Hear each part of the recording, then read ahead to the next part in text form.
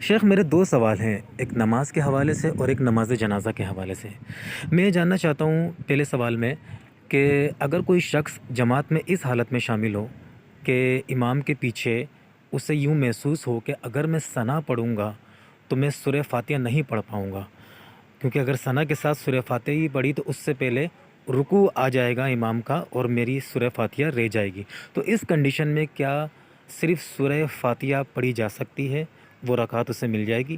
اور دوسرا سوال نماز جنازہ کے حوالے سے یہ ہے شیخ کہ کچھ لوگ نماز جنازہ کو نماز ہی نہیں سمجھتے ہیں، ان کا خیال ہے کہ یہ نماز ہی نہیں ہے، اور میں نے اکثر لوگوں کو یہ کہتے ہوئے سنا ہے کہ یہ ایک دعا کی شکل ہے اور وہ اس نماز کے لیے وضو بھی نہیں کرتے ہیں۔ تو ذرا وضاحت فرما دیجئے کہ یہ معاملہ کیا ہے، اور اہل حدیثوں کے نزدیک صحیح نماز جنازہ کیا ہے؟ ذرا برائے مہربانی قرآن و حدیث کی روشنی میں بتا دیجئے، بہت شکریہ۔ دیکھیں، امام کے ساتھ جب آپ شامل ہوں گے تو آپ کی کون سی رکعت ہوگی، ایک سوال تو یہ بنتا ہے۔ تو زیادہ تر علماء کا رجحان اس طرف ہے کہ امام کی کوئی سی بھی رکعت ہو، آپ کی پہلی، ٹھیک۔ امام کے پیچھے نماز پڑھنے والے سے جو چیز مطلوب ہے، فرض ہے کہ یہ آپ کو کرنا ہی کرنا ہے، وہ سورہ فاتحہ ہے، وہ سورہ فاتحہ کی تلاوت ہے۔ تو اگر یہ خدشہ ہو، یہ خطرہ ہو، یہ اندیشہ ہو کہ ثنا پڑھوں گا تو سورہ فاتحہ چلی جائے گی، تو پھر فاتحہ کو پڑھ لینا چاہیے، ثنا کو چھوڑ دینا چاہیے، ثنا آپ سے ساقط ہو جائے گی، کوئی حرج نہیں، نماز آپ کی درست ہوگی۔ لیکن ایک بات اور سمجھ لیں، ثنا پڑھنے کی گنجائش آپ کو ہے۔ ایک تو یہ بات سمجھ آئی کہ آپ کے فاتحہ فوت نہیں ہوگی، آپ پڑھ لیں گے دونوں چیزیں، ٹھیک ہے۔ لیکن یہ گنجائش جب ہوگی ثنا پڑھنے کی جب امام جہری قرات نہ کر رہا، یعنی فجر، مغرب اور عشاء کی نماز نہ ہو، اگر اس نے کر دی تلاوت شروع، پھر آپ اللہ اکبر کے بعد کچھ نہیں پڑھ سکتے سوائے سورہ فاتحہ کے، بس فرق ہے۔ اگر ظہر اثر ہے، آپ کے پاس ٹائم ہے، ثنا بھی پڑھ لیں، دوسری صورت بھی پڑھ لیں، فاتحہ پڑھ لیں، کوئی حرج نہیں، ٹھیک ہے۔ تو فاتحہ بہرحال فرض ہے، اس کا آپ نے خاص خیال رکھنا ہے۔ ثنا اگر سری نمازوں میں مل جاتی ہے تو فبیہا، جہر شروع ہو جائے تو جہر میں تو ثنا ویسے ساقط ہو جاتی ہے۔ شیخ دوسرا سوال نماز جنازہ کے حوالے سے تھا کہ قرآن و حدیث کی روشنی میں نماز جنازہ کا صحیح طریقہ کیا ہے، اور ساتھ میں یہ بھی بتائیے گا کہ جو میں نے آپ سے بھی پوچھا تھا کہ لوگوں کو یہ نماز ہی نہیں لگتی، اس بارے میں وضاحت فرما دیجیے ذرا۔ دیکھیں، نماز جنازہ باقاعدہ نماز ہے۔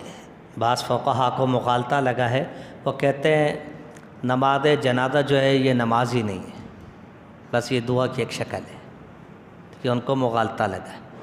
نماز جنازہ باقاعدہ نماز ہی ہے، بغیر وضو کے نہیں ہوتی، بغیر وضو کے نہیں ہوتی، بغیر نیت کے نہیں ہوتی، بغیر فاتحہ کے نہیں ہوتی، یہ سمجھ لیں اچھی طرح، ٹھیک ہے۔ نماز ہے، بغیر وضو کے، بغیر نیت کے، بغیر فاتحہ کے نہیں ہوتی۔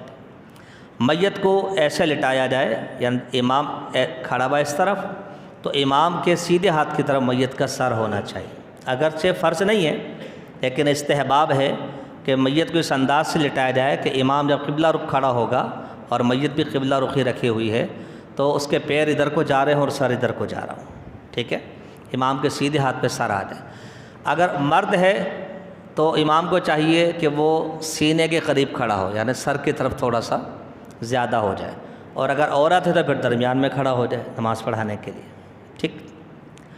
پیچھے والوں کے لیے بعض کمزور روایتوں میں ہے کہ تا قدت ان کو صفوں کی بنانی چاہیے، لیکن یہ کمزور ہیں، پبلک زیادہ ہو تو اس میں کوئی حرج نہیں، وہ جفت بھی ہو سکتی ہے۔ فاتحہ سے پہلے ثنا ہے، ثنا میں علماء کا اختلاف ہے، ثنا جنازے میں پڑھی جائے گی یا نہیں، شدید اختلاف ہے، حتیٰ کہ بعض علماء نے شدت اختیار کی ہے، وہ پڑھنے کو بدعت کہتے ہیں، مگر میرے نزدیک ان کا موقف صحیح نہیں ہے۔ وہ کہتے ہیں جی ذکر کہیں نہیں آیا، وہ کہتے ہیں جنازے کا ذکر ہے، فاتحہ کا ذکر ہے، تکبیروں کا ذکر ہے، دعا کا ذکر ہے، درود کا ذکر ہے، ثنا کا ذکر نہیں آیا۔ تو ہمارا ان سے یہ سوال ہے، فجر کی 2 سنتیں آپ پڑھتے ہیں، اس میں ثنا کا ذکر ہے کسی حدیث میں؟ تراویح میں ہے، استخارہ میں ہے، الگ الگ ذکر تو نہیں، نماز کا ایک طریقہ دے دیا، صلو کما رأیتمونی اصلی۔ اب آپ ہر بات کے پیچھے لگ جائیں کہ یہ تو ذکر نہیں، یہ ذکر نہیں، یہ تو وہی طریقہ ہو گیا، دوسرے اختیار کرتے ہیں۔ نماز جب بھی ہوگی ثنا کے ساتھ ہوگی، بات ختم ہوگی۔ یا تو آپ کا جنازہ نماز ہی نہیں ہے، وہی ہو جائیں پھر آپ۔ جب آپ نے مان لیا یہ نماز ہے تو نماز میں ثنا ہے، ٹھیک ہے، فرض کے درجے میں نہیں ہے، کوئی چھوڑتا ہے چھوڑ دے۔ ہمارے یہاں پچھلے دنوں یہ مسئلہ اٹھا ڈیفینس کی ایک مسجد میں کہ قاری صاحب نے تراویح کے اندر ثنا پڑھنا چھوڑ دی، جیسے حرم میں ہوتا ہے، نیت باندھی اور تلاوت شروع۔ تو کچھ علماء سے ان کی بحث ہو گئی، تو بس وہ حسن ظن رکھتے ہیں میرے بارے میں، انہوں نے مجھے کال کی کہ جی میرے پاس فتویٰ ہے، فلاں کا ہے، فلاں کا ہے، فلاں کا ہے، ثنا کوئی ضروری نہیں تراویح کے اندر، ذکر ہی کہیں نہیں ہے۔ میں نے ان کو سمجھایا کہ دیکھیں ہر بات کا ذکر نہیں ہوتا، نماز کا ایک اصول دے دیا نا، ایک رول بنا دیا، ایک قاعدہ دے دیا، تو نماز کا جو قاعدہ اور کلیہ ہے اس کے اندر ثنا ہے یا نہیں ہے؟ تو بلا وجہ فتنہ کیوں پیدا کر رہے ہیں آپ کہ الگ سے دکھاؤ، الگ سے دکھاؤ، الگ سے دکھاؤ۔ مثال کے طور پہ سر عبدالعزیز صاحب جو ہیں حفظہ اللہ تعالی، کسی کو قائل کر لیتے ہیں بھائی رفع الدین کرنا چاہیے، ٹھیک ہے، اور وہ قائل ہو بھی جاتا ہے۔ اب یہ اسی آدمی کے ساتھ سفر میں جاتے ہیں، وہ سفر میں نہیں کرتا، سر کہتے ہیں بھائی آپ رفع الدین کرنے لگے تھے، وہاں تو کرتے تھے۔ کہا جی وہ تو وہاں کرنا تھا نا، سفر کی کیا دلیل ہے؟ کیا جواب ہے؟ وہی جواب ہے نا کہ جی صلو کما رأیتمونی اصلی۔ تو جو ثنا نہیں پڑھتے نہ پڑھیں، لیکن وہ فتویٰ نہ لگائیں بدعت کا۔ جنازے میں ثنا پڑھنا ہی اولا ہے ہمارے نزدیک، ثنا ہے، فرض نہیں ہے، میں پھر کہہ رہا ہوں، لیکن ثنا ہے۔ فاتحہ فرض ہے، اس کے بعد کوئی سورت پڑھیں، ٹھیک ہے جی، اس کے بعد آپ دوسری تکبیر کہیں، ٹھیک ہے، درود شریف پڑھیں، درود ابراہیمی مسنون درود، تیسری تکبیر کہیں، میت کے لیے اخلاص کے ساتھ دعا کریں۔ صیغہ بدلنا کوئی ضروری نہیں ہے، مذکر کے لیے مؤنث، مؤنث کے لیے مذکر، واحد کے لیے جمع، جمع کے لیے واحد، سارے صیغے چلیں گے، کوئی حرج والی بات۔ اگر آپ بدل سکتے ہیں، آپ کو عربی آتی ہے، بدل لیں، کوئی حرج نہیں ہے، ورنہ جو آپ کو دعائیں بتائی گئی ہیں اسی طرح پڑھ دیں، ٹھیک ہے۔ اور چوتھی تکبیر کے بعد آپ سلام پھیرتے ہیں، ٹھیک۔ اچھا جی، اب اس میں 2 باتیں مزید ہیں، ایک یہ کہ تکبیروں کے ساتھ رفع الیدین ہوگا یا نہیں ہوگا، اس میں بھی ہمارے اختلاف ہے۔ کوئی نہیں کرتا، نماز پہ کوئی اثر نہیں پڑتا، یہ اضافی تکبیر ہے نا، جیسے عیدین میں یہ اضافی تکبیر ہے، یہ نماز والا رفع الیدین نہیں ہے، یہ اضافی ہے۔ تو ہمارے نزدیک رفع الیدین کرنا اولا ہے، افضل ہے، بہتر ہے، ٹھیک ہے۔ ہمارے نزدیک یہ مرفوعاً نبی علیہ السلام سے بھی ثابت ہے اور عبداللہ ابن عمر سے بھی ثابت ہے رضی اللہ تعالی عنہ۔ صحیح بخاری میں امام بخاری نے اس کا ذکر کیا ہے تعلیقاً، ابن عمر کے عمل کا، جو رفع الیدین کے اندر بھی ذکر کیا ہے، ٹھیک ہے۔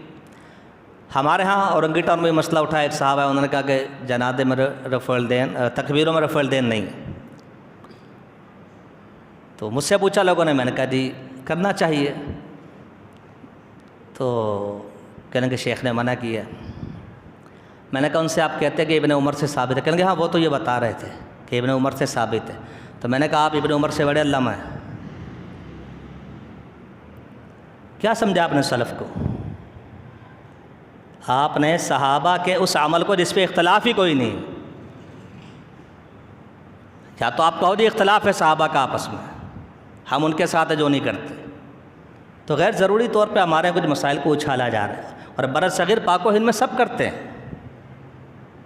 حافظ عبدالرحمن سرفی صاحب حفظہ اللہ کو دیکھ لیں، شیخ عبداللہ ناصر رحمانی صاحب کو دیکھ لیں، حافظ سعید صاحب کو دیکھ لیں۔ تو بہرحال رفع الیدین کرنا ہی اولا ہے تکبیروں کے اندر، کوئی نہیں کرتا ہم اس کی نماز کو باطل نہیں کہتے، کیونکہ یہ اضافی چیز ہے، ٹھیک ہے۔ عیدین میں بھی کرنا چاہیے، جنازے میں بھی کرنا چاہیے۔ دوسری بات جو ایک اور ضروری ہے وہ یہ ہے کہ سلام ایک پھیرا جائے گا یا 2، ایک یہ مسئلہ ہے، ٹھیک ہے۔ دیکھیں دلائل کی روح سے سب سے زیادہ وزنی جو موقف ہے وہ یہ ہے کہ سلام ایک ہی ہے، سلام ایک طرف ہے بس، سیدھے ہاتھ پہ۔ لیکن علماء کے اختلاف کا لحاظ رکھتے ہوئے، یا اس روایت کا جو ابن مسعود سے منقول ہے رضی اللہ تعالیٰ عنہ، جس میں وہ کہتے ہیں کہ لوگوں نے اس پر عمل کرنا چھوڑ دیا ہے، اس روایت کو قبول کرتے ہوئے جواز دینا چاہیے دونوں طرف کا، دونوں طرف سلام پھیرنے کا جواز دینا چاہیے، سختی نہیں کرنی چاہیے کہ نہیں جی کر ہی نہیں سکتے۔